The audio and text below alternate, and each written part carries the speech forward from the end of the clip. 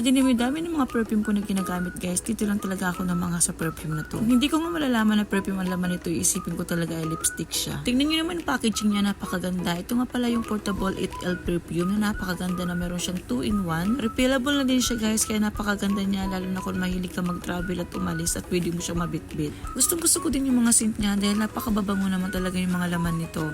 Ito nga pala ang scent na kinuha ko guys, yung Yolo, na inspired siya ng Chumalon na English Pearl. Long lasting din siya guys, kaya napakabango at napakamura at affordable din siya. Bukod pa doon, talagang magagamit nyo palagi to dahil nga refillable siya, pwede siyang lagyan ng ibang mga perfume na gusto nyo. Bagay na bagay siya guys sa mga mahilig dyan mag-travel na gusto nyo yung mga maliliit lang ang lagyanan ng mga perfume. Dahil hindi talaga siya makakaabala sa bag mo dahil parang lipstick lang yung laki niya. Anyway guys, meron silang 9 cent, kaya nabahala kung anong gusto nyo. Napakababango niya at long lasting din talaga. Kaya naman sa mga gusto nito guys, ilalagay ko sa aking Yellow Basket. I-check out nyo na habang mura pa at naka-buy one take one pa sila ngayon.